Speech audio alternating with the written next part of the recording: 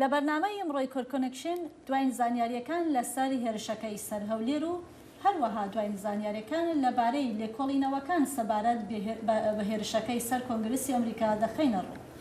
ئەم هەروەها بەحسا گرتنا هەند ڕۆژنامەوانان لە دیاربەکرە ترکیە و ئاگاهیên داوی لە دۆر ئۆپەراسیۆنا پلانکرییا ترکیە لە دۆر باکوور و باکوورê ڕۆژهەڵاتê سووریە و هەند مەژارên din jî dikin.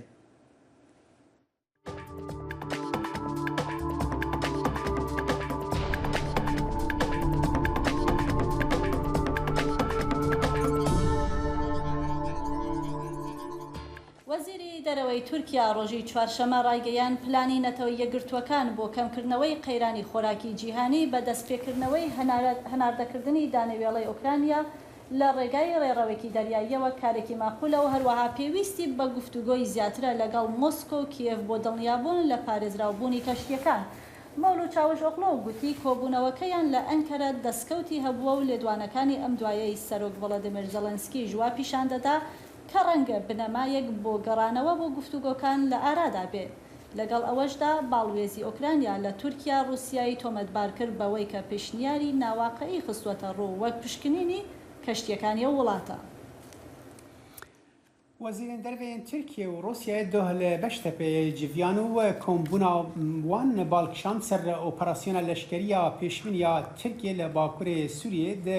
raportê da raporta peyamnêrê me de li Enqerê pispor û siyasetmedar ji dengê Amerîka ra vê kombûnê şirove dikin. Dînin ku di navbera Wezîrê Karêderiyê Tirkiye û Rusyayê da çêbû bandora xwe didomîne. Her du wezîr li beramberî kameran ragihandin ku ew li ser meseleyên korîdora xurek û terorîzmê rawestiyane. Wezîrê Karêderiyê Tirkiye Mevlût Çavuşoğlu di qisedana xwe da ragihand ku li Sûriyê çareseriya hîmî ya siyasî ye. Çavuşoğlu li ser operasyona Bakurê Sûriyê jî rawestiye û got em Kurdên Sûriyê wek PKK YPG nabînin, em dijî terorê ne û dixwazin ku li Bakurê Sûriyê were paqijkirin. Helwesta me li hemberî Swîd û Finlandiyayê jî ev e. Di vê civînê da em li ser operasyonê jî rawestiyan. Wezîrê Karêderiyê Rusyayê Sergey Lavrov jî di aqeftina xwe da got em di warê ewlekariya Tirkiye de hesasiyeta wan girîng dibînin. Lavrov dewleta yektiya Amerîkayê û netewên yekbûyî jî tewanbar kir û got ew rejima heyî wek rejima Esad diyar dikin û helwesta neyînî derdixînin pêş ev jî li Sûriyê çareseriyê nayîne. Serokê navenda lêkolîna Rojhilata Navîn Orsamê Ahmet Uysal li ser vê hevdîtinê ji bo dengê Amerîkayê re qise kir. Uysal amajê kir ku Rusya di warê operasyona Sûriyê da nerm bûye. Rusya'nın Suriye operasyon konusunda daha çok yumuşadığını görüyoruz. Rusya duvarê operasyona Sûriye piter nerim bûye. Lavrov di qisedana xwe da got Amerîka li herêmê rêxistiyên terorê xwedî dike. Biya min li vê derê behsa PKK û YPG dike. Di îfada wî da ev me hez kir. Ev jî diyar dike ku mijar hatiya Rojevê lê dîsan jî ev mijare gelek fereyên wê hene. Amerîka heye, dîsan Iraq û Sûriye heye. Di hevdîtinê da berhevkirina enerjiya navûkî S-400 heta Ukrayna û Krîmya hate qisekirin. Li Tirkiye hin kes herçiqas vêyekê wek rêdana operasyonê şîrove bike jî lê gelek stratejîk jî wiha temaşe nakin. Ew gava vêyekê şîrove dikin radigînin ku Lavrov hesasiyeta Tirkiye pejîrandiye lê ew nayê wataya ku rê jî operasyonê ra were vekirin. HDP bi tundî dijî operasyoneka Gengaz e. Parlamenterê HDP Mehmet Ruştî Tiryakî dibêje heke Rusya rê bide Tirkiye dê bi hezaran kes jiyana xwe wê jî dest bide. İhtimale ji xwe devleta Türkiye eğer müsaade ya Amerika ya Rusya müsaade ne de Türkiye ne mümküne ve operasyoneki şereki bimeşine. Yani em dikarin bejin hem her ali de bandor de kontrole devleti Rusya ve devleti Amerika yaşıyor. Ve ezin ne kare bike ve wandera ihtimale jiberko şere navbere Ukrayna ve Rusya devam bike ihtimale ko Türkiye Rusya rabeje ez nakeb divi şerida ez tu ci negrim Hunjire bidin min ez operasyona ki bimeşinim ihtimale bana lebele eğer Lavrov u Rusya ری بدون ترکیه خرابی کی پر مزن به داوی پر خرابی کی پر مزنه به هزار انسان احتمال بمرن جبروی اگر لدنیا کی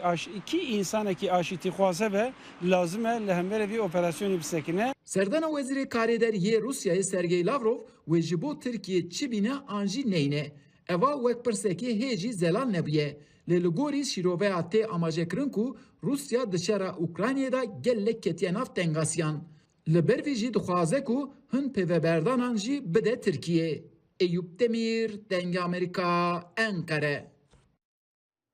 ji bo zaniyariyên bêhtir li dor kombûna wezîrên Tirkiye û Rusya û herwiha operasyona Tirkiye niha hevkarên me Özlem Yasak ji navenda nûçeyên Dengê Amerîka û Eyüp Demir peyamnêrê me li Enqerê bi me re dema we baş. Eyüp kombûna doh ya wezîrê derve yên Tirkiye û Rusya di medya Tirkî da çawa tê behs kirin û bi taybetî dor operasyona plankiriya Tirkiye'de.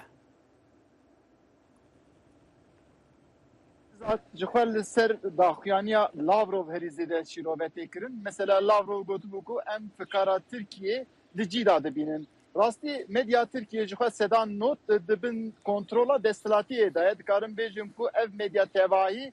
diyar dikin ku dibêjin yani Lavrov di wî warî da rêyeka rê vekiriye û ji bo wî jî yani pêşiya Tirkiye'de astengektin Türkiye dikare operasyon bike. Daliyê din da jî medya din jî dibêje ku di vê hevdîtinê da hîç tiştekler neket ji bo ku Lavrov ji bo Tirkiye rê jî ve nekir û xurekê ku em bêjin li Ukraynayê vegostana jî tiştek vî warî da jî tiştekî dîtbar derneketiye pêş. Lê di aliyê din dawata ku em temaşe dikin rastî piş vê hevdîtinê da jî hin tiştên din derdikevin pêş. Mesela ji bo operasyonê heya niha jî tiştekî dîtbar derneketiye di warê Rusyayê da jî tiştê ku duh gotin bes ev e li çapemînî bi şiklekî din temaşe dike. Dîsa nav vê ew da tê diyarkirin ku mesela ew xurekên ku li ew li Ukraynayê wê bê veguhastin ji bo Tirkiye sedan 25 wê daşikandin çêkin û ji bo wî jî ana gotûbêjek li vê derê heye. Di aliyê din da jî tevahî wata ku em didin berçav rastî hatina Lavrov hêdî sar dibe rojeva Tirkiye an jî rojeva ku rewşa Tirkiye ya rastexîn derdikeve pêş. Belê Özlem li Amerîka çi tiştên nû hene divê derbarê de behsa çi dibe îro? Son doh roja penşemiyê civînek gelek giring hate derxistin Komiteya Tekliyên Derve ya Kongresa Amerika rûniştinek bi navê siyaseta derve ya Amerika siberoja siyaseta derve ya Amerika li Sûriyê darxist. Di vê rûniştinê de karbidestên payêbilind yên wezareten derve û berevaniyê yên Amerika ragihandinên giring diyar kirin û bersivên kanûnderên Amerikadan. Li vir Barbara Leaf alîkara wezîrê derve ya Amerika ragihand ku li Bakurê Sûriyê bo niha evlehî û aramî ava bûye û ev yek jî bi saya hevkariya bi hêzên Sûriyê demokratîk ava bûye û domandina vê hevkariya Amerika û Sûriye hêzên Sûriye demokratîk gelek giring e. Wê ji kanûnderên Amerîkî parastin û domandina vê hevkariyê xwest. Her wiha Leaf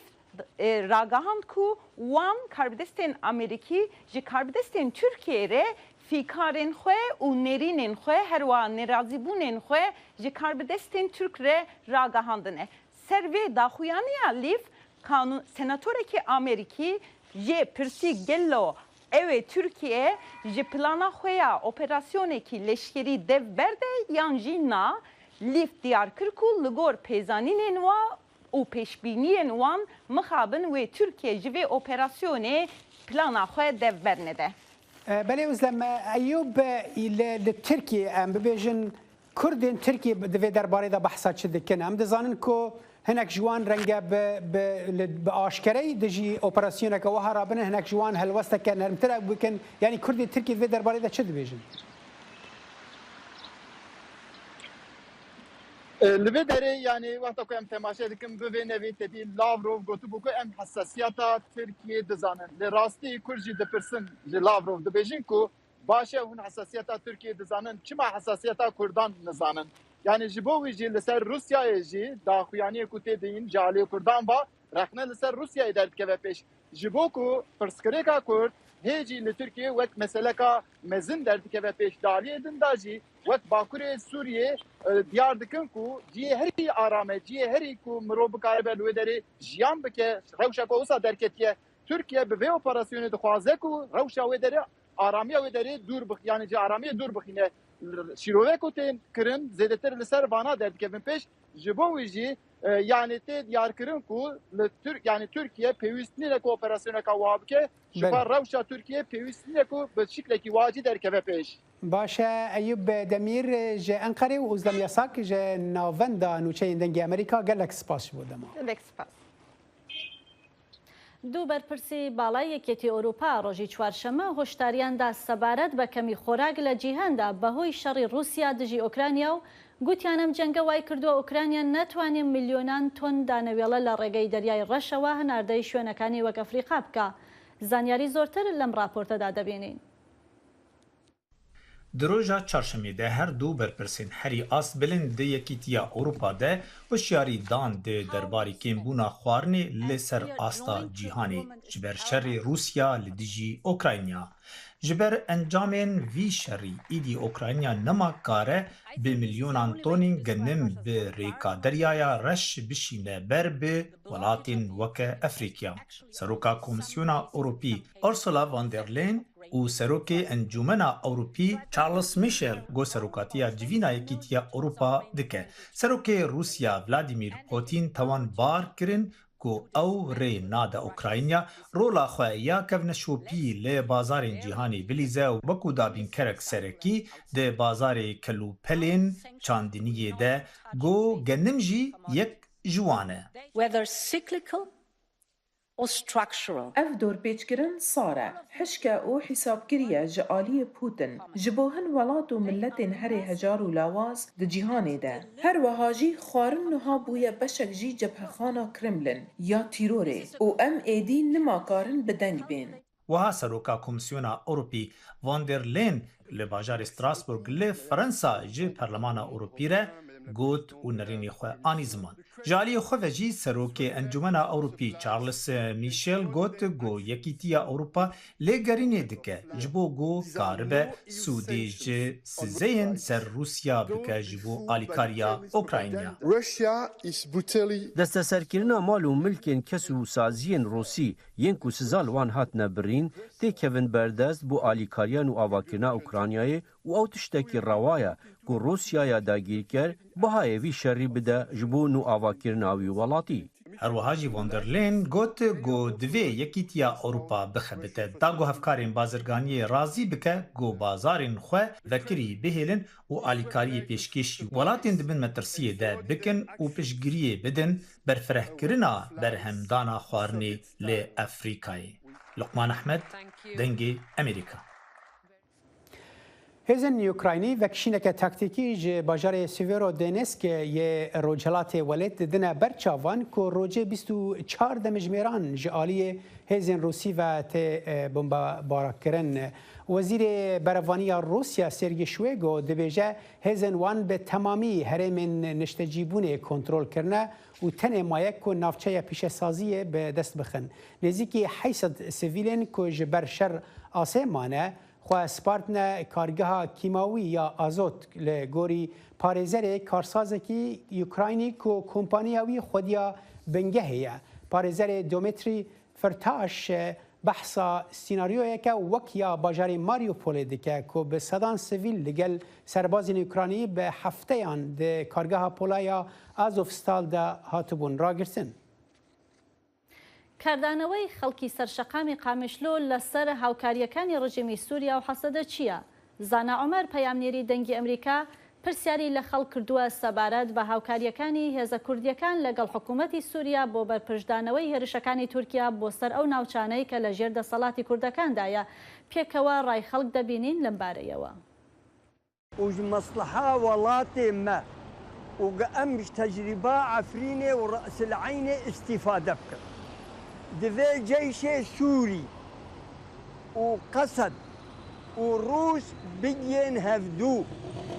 گنەهێلن فاشي نظام تركي هجومي سوريا بكر از این پی آ داوی حکومت روننی تو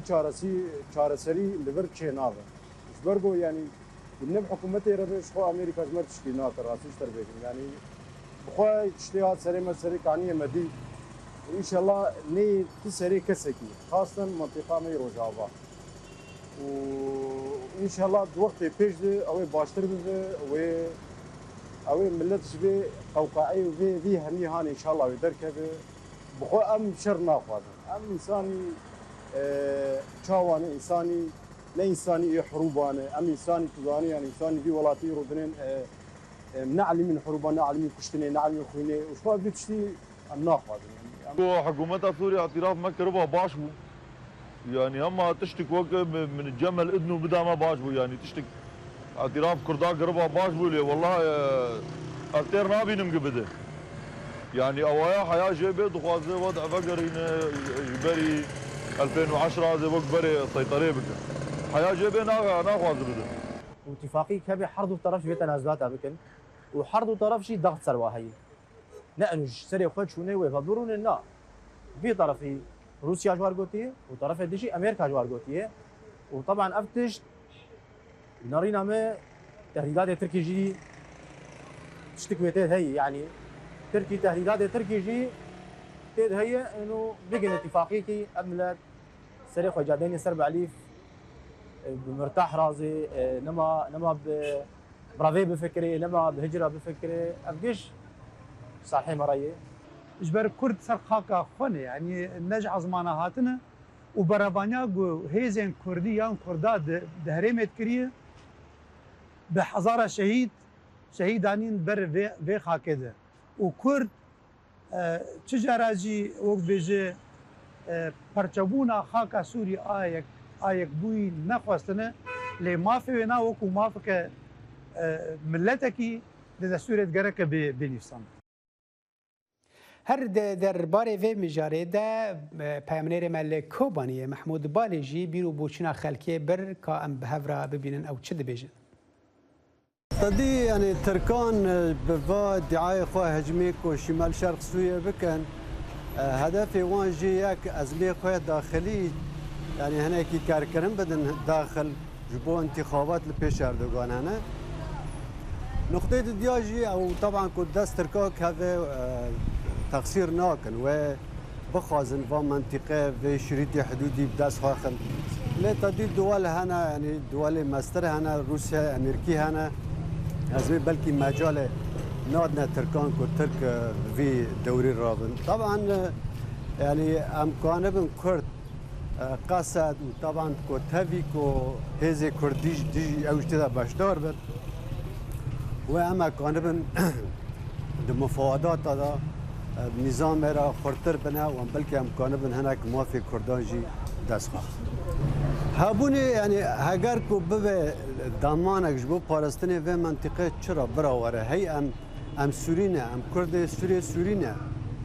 ام خوازن قدیمه شامه چرا سرد به ام نظام را بگن هناك انجام باش و باش بج بو منطقه و جبو کردان ریان و باجارا حربه درکته نه آواد به هیدی چید به ملت خو دست شغل ده که هر کس کار خود نیره اگر ایجارجی تصریح درد که رئیس ترکیه گو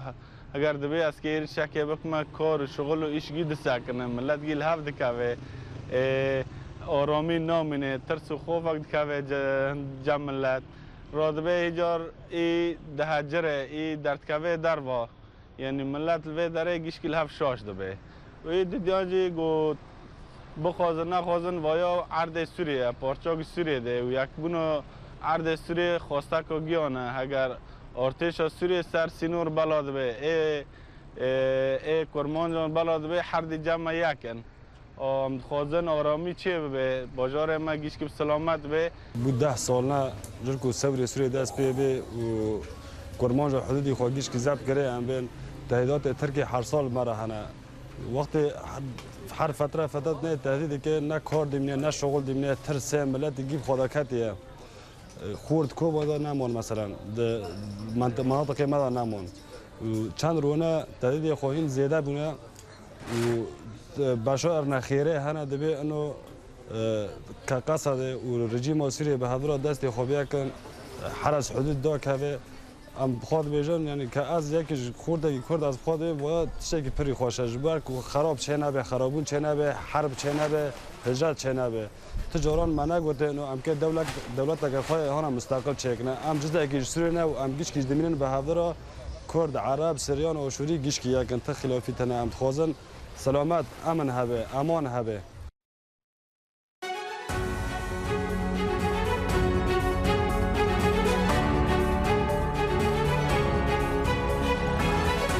واشنگتن بەرنمەیەکی هەفتانەیە لە بەشی کوردی دەنگی ئەمریکاوە ئامادە و پێشکەش دەکرێت من بەڵێن ساڵح هەموو ڕۆژانێکی هەینی لەگەڵ پسپۆراندا تاوتوێی گەرموگورترین بابەتی ڕۆژ دەکەین لە پەیوەندی بە سیاسەتی دەرەوەی ئەمریکاوە لەگەڵمان بن.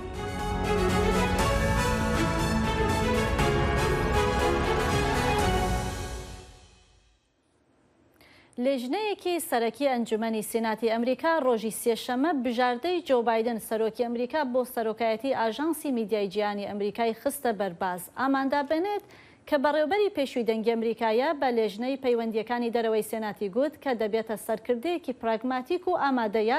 هەواڵ بەو جۆرە بگوازێتەوە کە بە باشترین شێوە لەگەڵ بیسەر و خوێنەر و بینەرەکانیدا دەگونجێ. ئەو وەڵامی پرسیارەکانی ئەنجومەنی سیناتی دایەوە سەبارەت بە چۆنیەتی مامەڵەکردنی لەگەڵ ئەو تەحەدایانەی کە ڕوبەڕووی ڕۆژنامەگەری ئازاد دەبنەوە لە نێوان ڕاوتێکی جیهانی زانیاری ناڕاست و هەروەها باسی لە توانای ئاژانس ئەمریکایەکەی کرد بۆ گەیاندنی هەواڵەکان بە بینەران لە ژێر ڕژیمە تاکڕەوەکاندا. پێکەوە راپۆرتێک سەبارەت بەم پرسە دەبینین. ئەمان دەبێنێت ئەوەی بەڕێوەبەری پێشووی دەنگی ئەمریکا بوو ناوبرە و ئێستا بەربژاری کۆشتی سپیە بۆ سەرۆکایەتیکردنی 6 دەستگای ئەمریکا بۆ پەخشی جیهانی ئەوەی بوجەی ساڵانەی پتر لە 840 میلیۆن دۆلارە. ئێمە لە ساتەوەختێکی گرنگی مێژووداین ڕۆژنامەوانی و دیبلۆماسیەتی گشتی وەک یەک لەلایەن ڕژێمەستەمکارەکانەوە زیاتر لە ڕابردوو دەکرێنە ئامانج بۆ ئەو مەبەستەش ئەفسانە و زانیاری ناڕاست بەکاردێن بۆ لاوازکردنی ئەوانەی هەوڵی ڕۆماڵکردنی هەواڵەکان لە سەرانسەری جیهان دەدەن کە جێی متمانە و لەسەر بنەمای ڕاستی و بێلایەنیە. ڕۆژنامەوانی ژیانم بووە. ڕۆژنامەوان و سەرنووسەر و بەڕێوەبەر بۆ دەیان ساڵ و وەرگرتنی خەڵاتی پۆلیتزەر ئەمانە و سەرباری کارکردنی لە دەنگی ئەمریکا خات و ئەماندا بێنێت بۆ دووەم جار دەبێتە بەربژار ئەوەی لەلایەن ئەنجومەنی سێناتەوە پشتڕاست کراوە بۆ بەڕێوەبردننی جێبەجێکاری ئاژانسی ئەمریکا بۆ میدیای جیهانی. دەرهێنەر مایکل پاگ یەکەم بەڕێوەبەری جێبەجێکار لەسەر داوای بەڕێوەبەراتی جۆ بایدن لە ساڵی 2021دا دەستی لە کار کێشایەوە لە ئاکامی ئەو مشتومڕی لە کاتی پۆستەکەیدا سەری هەڵدا بەهۆی نیگەرانیەکانی پەیوەست بە سربەخۆیی دەنگی ئەمریکا لەسەر وەختی ڕابەرایەتیەکەیدا. ئایا ئێمە چۆن دەتوانین درێژە بدەین بە ناوبانگی میدیای جیهانی ئەمریکا و گێڕانەوەی ناودارەتی لە نێوان خەڵک و هەروەها لە نێوان هەردوو پارتەکەی ئەمریکا و لە سەرانسەری هەسارەکەماندا ئەگەر داوای زانیاری دادپەروەرانە و دروست و ورد نەکەیت و هەروە ڕاستیەکان بڵاو نەکەیتەوە. بەدرێژایی نزیکەی 50 ساڵی کاری ڕۆژنامەوانیم تێکۆشاوم دڵنیابووم لە پابندبوونم بە بێلایەنی و پەیڕەوی نەکردنی حەزبایەتی و گەیاندنی هەواڵ و ڕۆژنامەگەری بێلایەن. من بەردەوام دەبم لە جێبەجێکردنی ئەم پرینسیپانە و هەروەها ئەو پرینسیپانەی کە بە جۆرەی میدیای جیهانی ئەمریکایە و درێژە پێدانیان لە ناخمدایە. هەروەها هیچ بوارێک بۆ حەزبایەتی لە نێو دەنگی ئەمریکادا نییە. بەڵام ڕەخنەگران دەڵێن گوایە لە ماوەی سەرۆکایەتی ئەماندا بێنتدا ئاستی ورە دابەزی و هەروەها ڕووماڵەکانی دەنگی ئەمریکا لەسەر سەر و سەوداکردنی چین لەمەڕ ڤایرۆسی کۆڕۆنا نەرم بووە. بێنێت داکۆچی لە تۆمارنامەی خۆی کرد و هەروەها راپۆرتکردن لەسەر ڕژێمەستەمکارەکان و گوێی لە کۆماریەکان گرت ئەوانەی هانی میدیای جیهانی ئەمریکاییان دەدا بەگژ پرۆپاگەندا لە سەرانسەری جیهاندا بچنەوە. لەو کاتەی ئازادی ڕۆژنامەوانی و دیموکراسیەت دەست بە پاشەکشە دەکەن پەخشی ئەمریکا بۆ جیهان ڕۆڵێکی زۆر گرنگی هەیە هەتا بیگەڕێت کاتێک حکوومەتە ستەمکارەکان دەستگاکانی هەواڵدا دەخەن و چاودێری کارمەندەکانیان دەکەن ئەم دەستگایە دەتوانێت زانیاری جێمتمانە و لە کاتی خۆیدا و هەروەها ڕاست و دروست بگەێنێت. پێویستە زانیاری هاوسنگ و بێلایەنانە بگەێنێتە کۆمەڵگای نێودەوڵەتی لێرەدا ئەمە دروستە بەتایبەت لەو ناوچانی جیهاندا کە تێیاندا زانیاری چاواشەکاری و پرۆپاگەندە و هەروەها ئایدۆلۆژی تیرۆریستی بەسەر هەواڵەکاندا زاڵە. وا پێشبینی دەکرێت لە چەند هەفتەی داهاتوودا بربژارکردنی ئەماندا بێنێت لەلایەن ئەو کۆمیتەیەی تێیدا دیموکراتەکان زۆرینەن پەسەند بکرێت بەر لەوەی لە تەواوی ئەنجومەنی سینات دەنگی لەسەر بدرێت. ئەمڕۆ پێنجشەممە یاسادانەرانی ئەمریکا بڕیارە دەست بکەن بە خستنەڕوو و ڕاگەیاندنی لێکۆڵینەوەکان لە ڕێگای تەلەڤیزیۆنەکانەوە سەبارەت بە هێرشەکەی سەرکۆنگرس کە لە 6 ساڵی 2021دا ڕوویدا. لێژنەکانی لێکۆڵینەوە لە پشت دەرگا داخراوەکاندا لەسەر ئەو بابەتە کاریان کردووە و چاوپێکەوتنیان لەگەڵ 1000 شایەت حاڵدا کردووە و پێداچوونەوەیان بەدەیان 1000 بەڵگەنامەشدا کردووە. ئێستا بڕیارە لێکۆڵینەوەکان بخرێنە ڕوو. بۆ زانیاری زۆرتر لەسەر ئەم بڕیارە دەڕۆمە لای هاوکارم دەخیلی شەمۆ کە بە شێوەی ڕاستەوخۆ لەگەڵماندایە. دەخیلە و کاتت باش سەرەتا ئەگەر بکرێ هەندێ وردەکاری زیاترمان لەسەر بڕیارەکە بۆ باس بکەی دەخیل. بەڵێ بەفرا و دەزانین کە ئەمە کۆمیتەیەکە بە ناوی کۆمیتەی 6 مانگی 1 کە زیاتر لە ساڵێکە دامەزراوە بۆ لێکۆڵینەوە لەسەر ئەو پەلامارە ئەو ئێریشە لەسەر کۆنگریسی ئەمریکی لە ڕۆژێکی زۆر گرنگی پرۆسەی ڕادەستکردنی دەستهەڵاتی سەرۆکایەتی بە شێوەیەکی ئاشتیانە لە ئەمریکادا. ئەم وەکو بڵێ وەکو خۆت گوتت ئەم کۆمیتە وتوێژی کردووە یان لێکۆڵینەوەی کردووە لەگەڵ سەدان یان هەزار خەڵکا کە ئەوانەی کە شاهدن ئەوانەی شت دەزانن لەسەر ئەو ڕۆژ لەسەر ئەو کات تایبەتە. باشە دەخیل دەمەوێت بزانم هۆکاری ڕاگەیاندن و پەخشکردنی لێکۆڵینەوەکان لە ڕێگای تیڤیەوە و لە کاتی گرنگی بەرنامەکانشدا هۆکارەکە چییە؟ یعنی بۆ دەیانەوێت زۆربەی خەڵک بینەری ئەم لێکۆڵینەوانە بن. بەڵێ دیموکراتەکان دەڵێن ئەمە ساڵێکە و کاتێکی زۆر درێژە و خەڵکێکی زۆر زیادەش لێکۆڵینەوە لەگەڵیان کراوە لە پشت دەرگای داخراوە بووە. ئێستا دەیانەوێ خەڵکی گشتی ئەمریکا ئاگاداری ئەم پرۆسەیە بن و ئەمە پرۆسەیەکە وەکو برن مافی ئەمریکیەکانەکە ئەم شتێک بزانن لەم کۆمیتەیەکە ئەم کۆمیتێکی دەکات چی ناکە. لە لایەکی ترەوە کۆماریەکان دەڵێن ئەمە یاریەکی سیاسیە دیموکراتەکان ئەیکەن چونکە زۆرینەن دەیانەوێ وەکو چۆن قازان جوەرگرنەوەی کە هەڵبژاردنەکانی کاتی نیوەی کۆنگریسی ئەمریکا لە چەند مانگی داهاتوودا دەکرێن قازانج لێوەرەگرن. ئەوە خۆمان دەزانین کۆمیتەکەش زۆرینەی دیموکراتەکانن تەنها دوو ئەندامی کۆماری لەگەڵیانن کە ئەوانش هەر لە مێژەوە یعنی چەند ساڵێکن دژی سیاستەکانی سەرۆکی پێشوو دۆناڵد ترامپ بوونە. باشە ئامانجی لێژنەی لێکۆڵینەوەی کۆنگرس چییە لە لێکۆڵینەوەکان؟ بەفرا ئەوان کۆنگرس دەیەوێت بزانێت لەو ڕۆژەوە لەو کاتە گرنگە چی ڕوویدا چی بووە بۆ ئەم پەلامارە کرا لەسەر کۆنگرس. خۆمان ئەگەر باسی ئەوە بکەین چ ڕۆژێکە بۆ نمونە ئەوە ڕۆژی وەکو گوتم پرۆسەی کۆتاییە یعنی هەنگاوی کۆتاییە پرۆسەی پەسەندکردنی ئەنجامەکانی هەڵبژاردنەکانی سەرۆکایەتی کە بوو هەر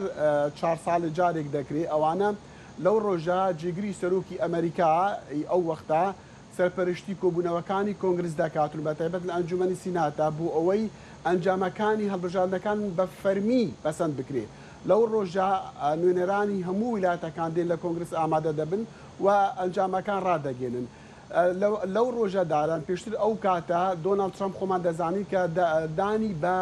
سەرکەوتنی جۆ بایدنی نەدەێنا دەیگۆ هەڵبژاردنەکان کە خۆی دەرچووە. ئیتر ئەوە بوو بەهۆی ئەوەی کە ژمارەیەک لە پشتیوانانی سەرۆک لەو ڕۆژە پەلاماری کۆنگرس بدەن دەیانەوێ لێکۆڵینەوە لەسەر ئەوە بکەن چەندێک ئەو کارە خەتەر بوو لەسەر دیموکراسیەتی ئەمریکا دەیانەوێ ئەوانە بزاننەوە چەندێک ئەوانەی کە خۆمان دەزانین نزیکەی 800 کەس تاوانبارن بەوە لەو ڕۆژەدا کە نزیکەی 9 یان 10 کەس کوژراون. ئەمانە دەیانەوێ بزانن چی ڕوویداوە بوو و سەرۆک چەند ڕۆلی هەبوو لەو پەلاماردانەدا یان پەلاماردانی پشتیوانەکانی خۆیدا. باشە دەخیل وەک دوایین پرسیار ئەگەر بگرێت بە کورتی وەڵام بیتەوە دەمەوێت بزانم بەو پێیەی کە با بڵێن زۆرە لەو کەسانەی کە دەست بەسەر کراون یا لێکۆڵینەوەیشیان لەگەڵا کرا و کەسانە بوون کە دژی هەڵبژاردنەکان بوون و دەوترێ نزیک بوون لە سەرۆکۆماری ئەمریکا سەرۆکی پێشووی ئەمریکا. ئایا ئەو کەسانە کە لێکۆڵینەوەیان لەگەڵا کراوە هیچ هاوکاری دەکەن یعنی هاوکاریان کردووەوە دەیکەن؟ هەندێکیان هاوکاریان کردووە هەندێکیان بە نەپەنی ڕانەگەێنراون هەندێکیان دژ بوونە و نیانویستە هاوکاری بکەن ئەوانە پێیان دەڵێن کۆنگرس ئەو وەختە پرۆسەیەکە پێدێنێ سەپینا داوایان لێک بنی کە مەجبورن ئامادە بن و وەڵامی پرسیارەکان ئەگەر نازیندانی دەکرێن دەمیست خاڵێکی تر زۆر گرنگە باسکەم ئەوەیە کە باڵێ ئەم لێ کۆڵینانە ئەبن بە بنەمای کێسە دۆسەی یاسایی و قانونی لەسەر تاوانەکان کە تاوانەکان ئەو ڕۆژە ڕوودان بۆ ئەوەی کە ئەمە پرۆسەی کە هەلبەتە وەزارەتی داد بەرپرسەلەوە بەڵام دیسانەوە ئەبن بە بەڵگە لەسەر ئەو کەسانەی کە بەشدار بوون لە تاوانێکی ئەوەندە گەورە و بە تایبەتیش کە دیموکراتەکان دەڵێن ئەمە پەلامارێک بوو لەسەر دیموکراسیەتی ئەمریکا. زۆر باشە زۆر سپاس دەخیلی شەمۆ هاوکارمان لەگەڵ بوو بە شێوەی ڕاستەوخۆ.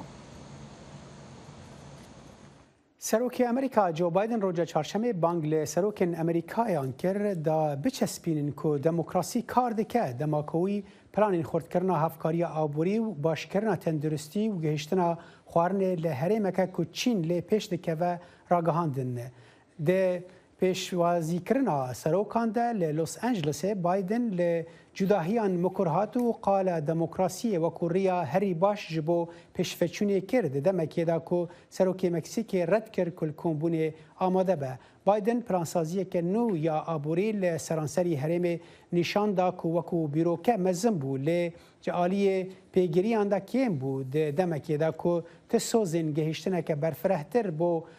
بۆ بازاران و پشتگیریە دارایی نەبوون. بایدن 300 میلیۆن دلار ئالیکاری ڕاگەهاند ji بۆ چارەسەرکردنا بێئەولەهیە خواردنێ یا هەرێمێک و هەر دچە زێدە دەبە ji ber ku êrişa Rûsya ya dijî Ukraynayê hinardekirina genim astem kiriye. Dengê Emrîka Cavkaniyeka pêbaweriyan û çaw agahiyan.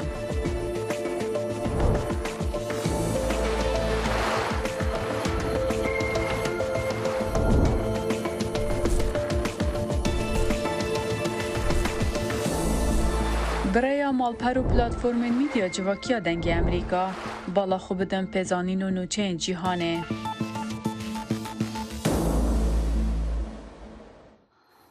دەستگای دژە تێرۆری هەرێمی کوردستان لە بەیاننامەیەکدا ڕایگەیان بەهۆی تەقینەوەی درۆنێکی بۆم ڕێژکراو لە هەولێر 3 کەس بریندار بوون و ژمارە ئۆتۆمبیلیش زیانیان بەرکەوتووە. دەستگاکە شەوی چوارشەمە لە بەیاننامەیەکدا گوتی فڕۆکێکی بێفڕۆکەوانی بۆم ڕێژکرا و کاتژمێر 9:35 دقەی شەو لەسەر شەقامی پیرمام هەولێر تەقێنراوەتەوە. نووسینگەی سەرۆکوەزیرانی عێراق ڕایگەیاندووە ئەو هێرشە نیشانەیە بۆ ئەوەی کەسانێک هەن کە دەیانەوێ ئاژاوەکان بەردەوام بێت و زیان بەبوونی حکوومەت بگەێنن. بۆ زانیاری زۆرتر لەسەر ئەم ڕووداوە دەڕۆینە لای پەیامنێرمان ئەحمەد زێباری لە هەولێر و هەروەها دڵشاد ئەنوەر لە کەرکووک. ئەحمەد با لە تۆ دەست پێ بکەین دەمێ بزانم دوایین زانیاریەکان لەسەر ڕووداوەکە چین. بەفراو من لە نێو نەخۆشخانەی ئیمێرجنسی شاری هەولێرم خۆم قسەم لەگەڵ بریندارەکان کرد. یەکێک لەو بریندارانە کە دەگوترێت 3 کەس بریندار بوون من هاتم بینیم سەردانی ژۆرەکانم کرد لەگەڵ یەکێک لەو بریندارانە قسەم کرد بە ناوی هەردی فەرهاد پێم وت ئەو بینیم پەیاسەی دەکرد ینی بەڵام تا ڕادەیەک ینی بە هێواش پەیاسەی دەکرد پێم وت یەکێک لە بریندارەکان چیت لێ هاتووە وتی من گوێیەکم تەواو نییە بەڵام بریندارێکی تر ڕەوشی زۆر باش نییە بینیم کە بریندارەکان نەخۆشخانەیان بەجێش لەگەڵ کەسوکارەکانیان وتم ڕووداوەکە چۆن بوو ئەو بریندارە وتی خۆم لە کاتێک داهاتم بۆ ناو هەولێر لە ڕێگەی هەولێر پیرمام نزیک کۆنسڵخانەی نوێی ئەمریکا لەوێر دەنگێکی زۆر ینی بەرز گەیشتە من کاریگەری بەسەر منەوە کرد و وەکو گوێ من کاریگەری بەسەر منەوە کرد دواتر دیار بوو کە ئازاری پێگەیشت بوو بۆ هۆیەوە گەیانڕانە نەخۆشخانە قسەم لەگەڵ وەزیری تەندروستی کردوتم چەند بریندار بوون ئێوە چۆن گەیشتنە شوێنی ڕووداوەکە وتی لە نەفسی حاڵەتدا ئێمە گەیشتینە شوێنی ڕووداوە کاتێک ڕوویدا ئێمە گەیشتنە شوێنی ڕووداوەکە بە ئەمبۆلانس و تیمێکی فریاگوزاریەوە ئەو بریندارانیان گواستەوە بۆ نێو نەخۆشخانە کە 3 بریندار بوون برینەکانیان سووک بۆ ئێستا نەخۆشخانەیان بەجێشتەوە بڵێ. باشە ئەحمەد دەمێ بزانم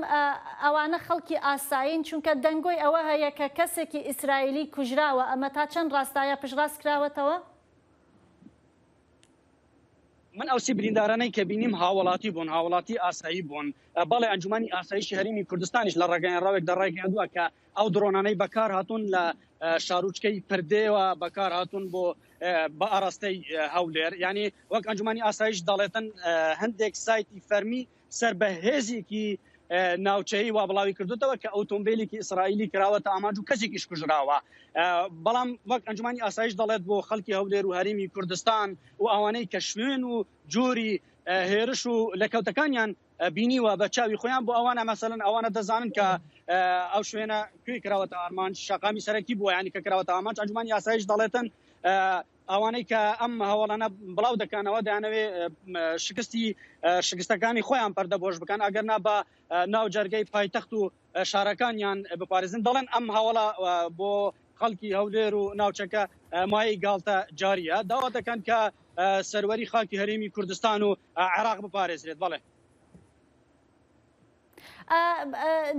دڵشاد ئەگەر گوێت لە دەنگی منە دەمەوێت بزانم ئەوانەی کە هەولێریان کردووەتە ئامانجکێن وەک باز دەکرێت دوو سەرچاوی ئاسایش ڕایانگەیاندووە کە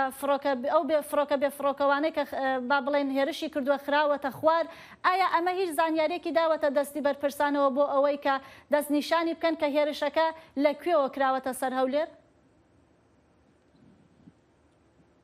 بەڵێ دیارەوەی کە وەکو زانیاری کە بە دەستێمە گەیشتووە ئەتوانم بڵێن بۆشمان پشتڕاست کراوەتەوە ئەوەیە کە وەکو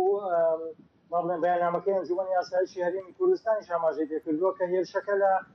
ناوچەی کەرکووکەوە ئەنجام دراوە بەڵام ئەوەی کە ئێمە دەستمان کەوتووە کە بە سێ خولەک پێش ئەنجامدانی هێرشەکە مستەفا کاظمی سەرۆکوەزیرانی عێراق ئاگادار کراوەتەوە لەوەی کە هێرشێکی وا بەدەستەوەیە بۆ شاری هەولێر بە بیانی ئەوەی کە ئۆتۆمبیلێک کە لەدارێکی ئیسرائیلی تێدایە کە دەکرێتە ئامانج ئەوەی کە بەرپرسانی هەرێمی کوردستان گومانیان هەیە ئەوەیە کە هێرشەکە لە سنووری حەشدی شعبیەوە بە دیاریکراوی گروپێکی حەشدی شعبیەوە ئەنجام دراوە بەڵام ئەوان پێیان وایە ئەوەی کە هێرشەکەی ئەنجام داوە خەبیری وڵاتێکی ناوچەیە هێرشەکەی ئەنجام داوە بەڵام لە سنووری حەشدی شعبیەوە هێرشەکە ئەنجام دراوە ئەوان پێشیان وایە کە پێشوەخت ئامادەکاری بۆ هێرشەکە کراوە بە دلیلی ئەوەی کە چەند خولەکێک دوای هێرشەکە لە کۆمەڵێک سایت و کۆمەڵێک موقعی ڕسمی سەر بە کۆماری ئیسلامی ئێران و موقعی هێرشەکە بڵاو کراوەتەوە و وێنە بڵاو کراوەتەوە واتە پێشوەخت ئامادەکاری کراوە بۆ هێرشەکە ئەمە لایەک لایەکی تریشەوە ئەگەر کەمێک دیقەت بدەین کە چەند خولەکێک پێشەوەی کە وەزیری ناوخۆشەوی ڕابردوو ڕۆیشتۆتە لە خۆشخانەی هەولێر مقابلەی لەگەڵ بریندارەکان کردووە باس لەوەکەن کە چەند ئۆتۆمبیلە کراونتە ئاماژ لە پێشەوانەوە کە ئۆتۆمبیلی ڕەش بوون ئەمە لایەن بەشێک لە ئەوانی کە با بڵێن ئۆپۆزیسیۆن یاخود با بڵێن نەیادی هەرێمی کوردستان وەکو بەڵگەیەک قۆچراوەتەوە بۆی کە ئۆتۆمبیلەکان بەفعلی خەڵکانێکی تیا بووە کە خەڵکی بیانی و خۆی کاوان ئاماژەی پێەکەن ئەمانەی ئیسرائیلی بوون بەڵام بەرپرسانی هەرێمی کوردستان ئاماژە بۆەکەن کە ئەمە بیانویەکە یاخود با بڵێن سەرەتایەکە بۆی کە ئەیانوێ شەرعیەتی پێ بدەن بۆی لە هەنگاوی دواتر ئاشتی تر بەرامبەر بە هەرێمی کوردستان بکەن بۆی ئەمە ڕەتێکەنەوە بەڵام ئەوان جەخت لەسەر ئەوەکەنەوە کە بەرپرسێکی ئیسرائیلی تێدا بووە کە هەندێکیان ئەڵێن کوژراوە و هەندێک شانەڵێن باشە دڵشاد بۆی ئەم کێشمەکێشە پێ ئەچێت دەگەڕێنەوە لای تۆ بەو پێی کە ئەمەوێ و پرسیارە لە ئەحمەد بپرسم بەو پێی کە ئەحمەد دڵشاد ئاماژەی بەوە کرد کە هێرشەکە پێدەچێ پێشوەخت ئامادەکاری بۆ کرابێت بەو پێش کە لە ماوەی ساڵ و نیوێکە ئەمە دوانزەمین جارە کە هێرش دەکرێتە سەر هەولێر پێدەچێت کە بەرپرسانی هەرێمیچ با بڵێن چاوەڕوانی ئەو هێرشیان کردبێ یعنی پێشوەق ئاگادار بوون لە هێرشەکە؟ من لەگەڵ ئەندامێکی سەرکرداتی پارتی دیموکراتی کوردستان قسەم کرد تەبارەت بە هێرشە وتی ئەمە 2 ساڵ ئەم هێرشانە دەکرێن بۆ سەر هەولێر و هەرێمی کوردستان ئەمە وەکو گوشارێکە بۆ سەر هەرێمی کوردستان و بۆ سەر عێراق ئەمە پەیوەندی بەو ململانی سیاسیەوە کردنی خۆی عێراقەوە هەیە و لە وڵاتانی ناوچەکەەوە هەیە وەکو گوشارێک بەکاردێنن باسی ئەوەی کرد کە ئەمە 2 ساڵ ئەم هێرشانە دەکرێن ئەمە گوشارە بۆ سەر ناوچەکە دروست دەکرێت داوا دەکەن کە ئەم هێرشانە سنوورێک بۆ ئەم هێرشانە دابڕێتن ڕاوانە ڕێز لە سەروەری خاکی هەرێمی کوردستان و عێراق بگرن وەک کاربەدەستانی هەرێمی کوردستانیش دەڵێن هەرێمی کوردستان هیچ کاتێک نەبووتە هەڕەشە بۆ سەر وڵاتانی ناوچەکە بۆیە داوا دەکەن کە ئەم وڵاتانەش ڕێز لە سەروەری خاکی عێراق بگیرێ بڵێ زۆر باشە زۆر سپاس بۆ هەردوو پایامنێرمان دڵشاد ئەنوەر و ئەحمەد زێباری کە لە هەولێر و لە کەرکووکەوە لەگەڵماندا بوون. سەرۆکوەزیری عێراقی مستەفا کاظمی ڕۆژا چارشەمێ پێشوازیە فەرماندارێ نوێ شاندا ڕاوێژکاری و ڕاهێنانێ یا ناتوی لعراق کر برپرسان گوت وان کاری ارکا ناتو لعراق و ریین خردکرنا پیوندین دنابرا عراق و هوالبندی دا گوتو بیش کرن دا خویانیه که دا کج آلی نویسکه راگهاندنه یا سروک وزیر و هات بلاف کرن کازمی تکز لسر پیگیریا بهسکرنا هفکاریا لگل ناتوی دواره پرورده کرنا هیزن اولهیا عراق و پیش خستنا شارزاین وان کر سروک نونارتیا ناتوی بحثا گرینگیا پیوندین به عراق را کرو گوت کو آرامیا و ده باندوره که ارینی لسر آرامیا نافچه و جیهان هبه. داواکاری گشتی دیاربکر 21 ڕۆژنامەنووسی بە بیانووی ئەوەی کە بەرنامەیان بۆ تەلەڤیزیۆنی میدیا و ستێرک تیڤی پەخش کردووە و دەڵێن پەڕۆپاگەندەیان بۆ ڕێکخراوی تەرۆریستی کردووە و لێدوانیان لەسەر ئۆپراسیۆنەکانی سوپای تورکیا داوە بۆ سەرباکووری سووریا دەستگیری کردوون. هەموو ئەوانەی کە دەستگیریش کراون کارمەندی هەردوو دەستگای مێزۆپێتامیا و ژین نیوز بوون. زانیاری زۆرتر لەم راپۆرتەی پەیامنێری دەنگی ئەمریکا دەبینین. روژا چهارشنبه پلیسان آوید سر مالن روزنامه‌گران آژانس مزوپوتامیا و ژینیوس و 21 روزنامه‌گران کرد هاتن دست سر کردن. دزگری لسر 102 برنامه سترک تیفی و مدیا تیوی 82 ساعت لکولینان کریه و دست به اپراسیون کریه. جهت دست سر کردن روزنامه‌گران کرد اوکو د تلویزیون سترک و مدیا تیوی دا برنامه آن چه کردن بهشتاری وشان زنده بونه لگوری باوری دزگری پروپاگاندا رخصنا PKK کردن و ردیجی اپراسیون ارتش ترکیه جی شروع بیان کردن. دنیا 21 نوان دا هفسروکین کاملا روزنامه‌گران دیجده و فرات سردار آلتان مدیر ژین نیوس صافی آلاگاش ادیتور آژانس مزوپوتامیا عزیز اوروچ هروسا روزنامه‌گر علی ارتاشی هنه. همبر و اپراسیونی پلتفرم جنین روزنامه‌گر کاملا روزنامه‌گران دیجده و فرات سندیکای روزنامه‌گران داخویانی کفاردان و اپراسیون شرمزار کردن. هجای گوتنه که هفسروکا کاملا روزنامه‌گران دیجده و فرات دیجده مفتوغل هفته باری هاتبو دست سرکرن و روزا سشمی هات بردان. هجتا دست سرکناوی او بو کاچماج روزنامه‌گران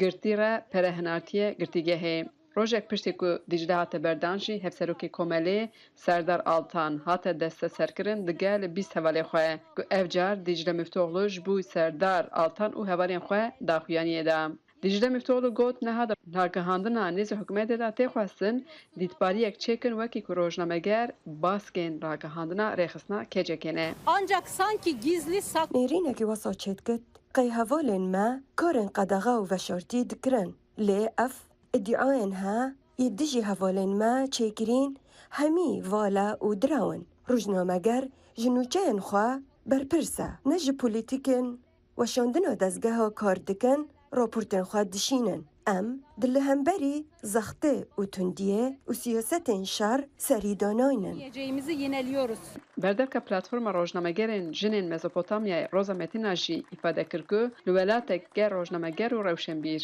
دگرتیگه هدابن مرو نکاره بحث آزادیا رمانی بکه. Ger İrol velateki dizindana de rojnameger hebe, nivîskar hebe, helbeskar hebe.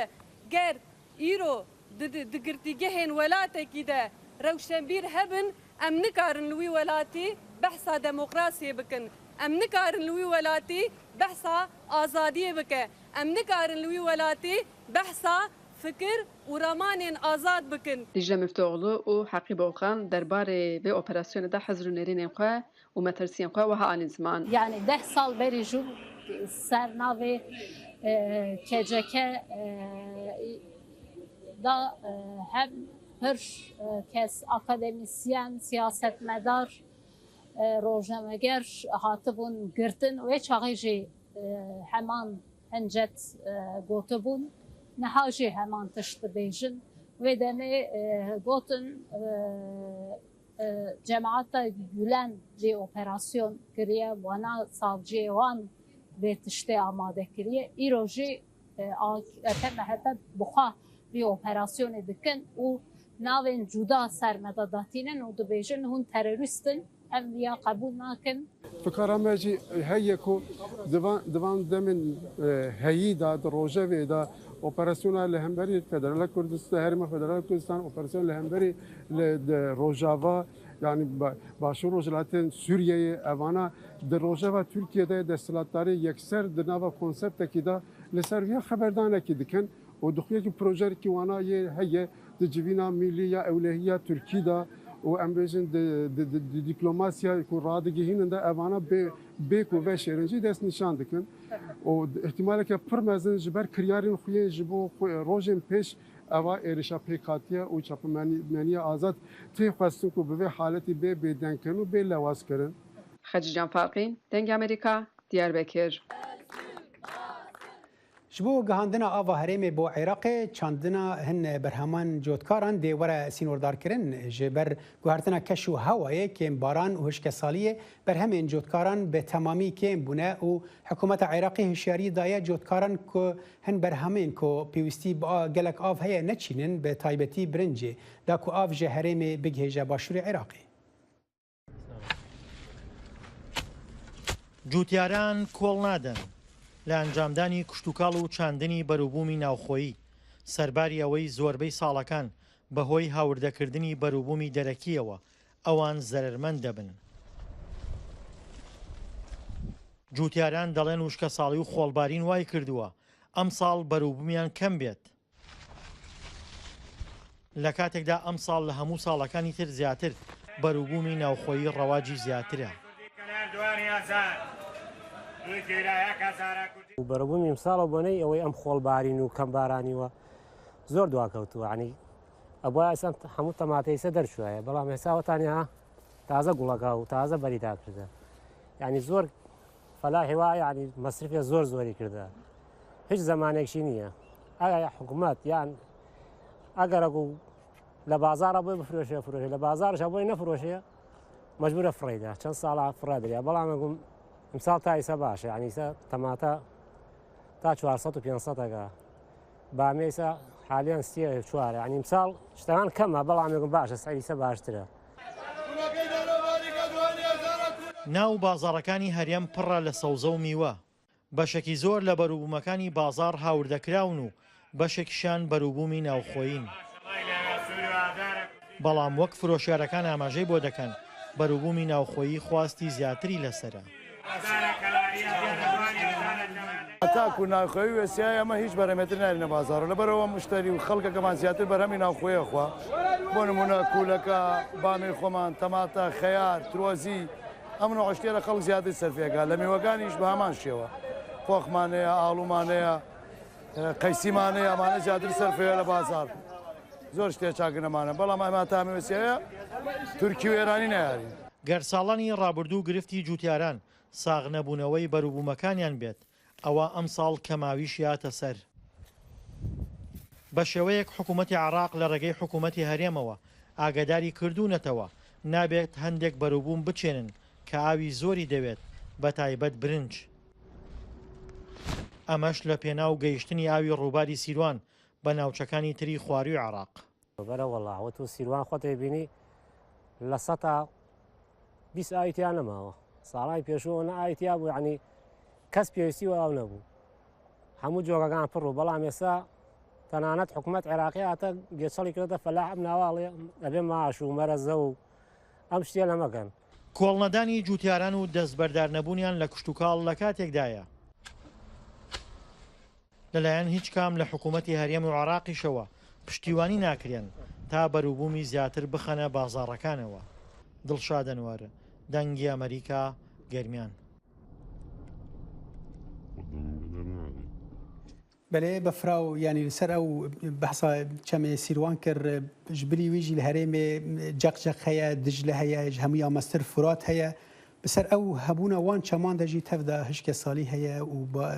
بێکی نەبوونا بارانی هەیە ئەو ژی ڕاستیجی باندۆرەێکی بەداخەوە ئەو بۆ بە پرسێکی سیاسی ساڵەوە ئێرانی شەروەها کاریگەری خستووەتە سەر ئەو کەم ئاویە لە هەرێمدا و ئاوەکەی گرتووەتەوە بۆیە ئاوی با بڵێم ڕووبار و ئەفژی باندۆرەکە ڕاستەڕاست دەدە سەر ژیانە خەلکیە ڕۆژانە شینکایی نەبێ وەختی باندۆرەوان ینی ژیانەوان کەڤە مەترسیەدا بینەر هێژا کورد کۆنێکشن لە ڤر بداوی هات تاجارەکەدن بمینن دناف خێر و خۆشیەدا هەر شاد و بەختەوەر بن.